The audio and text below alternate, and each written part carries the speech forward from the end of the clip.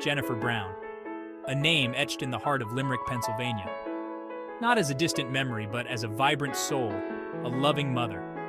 Her laughter once echoed through the quiet streets, her smile warming the hearts of those she met. She was the heart of her family, a beacon of warmth and kindness. Her son, the center of her world. Jennifer was the kind of woman who knew everyone, her life interwoven with the fabric of Limerick. She was a friend, a confidant, a shoulder to cry on. Her disappearance sent shockwaves through the community, a chill settling over the once familiar streets. The heart of Limerick ached, the fear palpable. Days turned into weeks, hope dwindling with each passing moment. Flyers with Jennifer's warm smile plastered every corner, a constant reminder of the void left behind.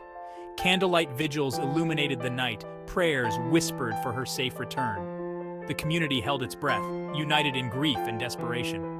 Yet beneath the surface of despair, a steely resolve began to form. Limerick would not let Jennifer fade into obscurity. They would find her. They owed it to her memory, to her son, to the very soul of their close-knit town. This was their promise, whispered on the wind, a vow to bring Jennifer home. Blair Watts, a name that would soon be linked with Jennifer's, their lives tragically intertwined. He was a man known to Jennifer, someone she considered a friend. Their connection, a seemingly ordinary thread in the tapestry of their lives, would soon unravel, revealing a sinister pattern beneath. Watts was a regular presence in Jennifer's life, their paths crossing through work and social circles. He was someone Jennifer trusted, someone she believed she knew. But beneath the veneer of normalcy, a darkness lurked. Watts harbored secrets, his connection to Jennifer more complex than anyone could have imagined. As the investigation into Jennifer's disappearance deepened, Watts's name surfaced with alarming frequency. Witnesses placed him near Jennifer's home around the time she vanished. His demeanor, once unremarkable, now seemed shrouded in suspicion. The friendly face Jennifer knew began to contort into a mask of deceit. The investigation zeroed in on Watts, the evidence against him mounting. Phone records, witness testimonies, and inconsistencies in his alibi painted a damning picture.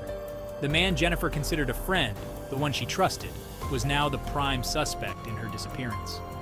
The realization sent shockwaves through the community, their sense of betrayal mirroring the horror of Jennifer's fate.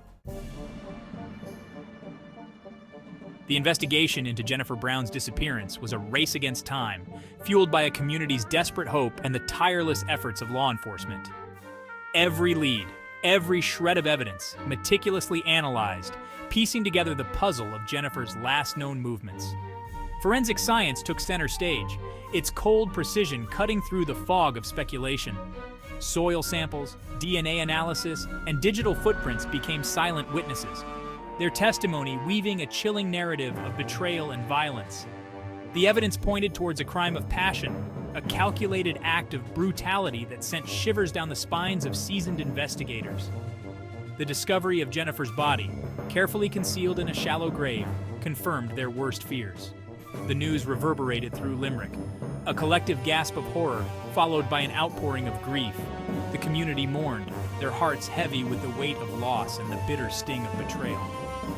Yet, amidst the despair, a flicker of determination remained. Justice would be served. The evidence against Blair Watts was overwhelming, a testament to the meticulous work of investigators and the unwavering pursuit of truth. The arrest brought a sense of relief, a glimmer of hope in the face of unspeakable tragedy.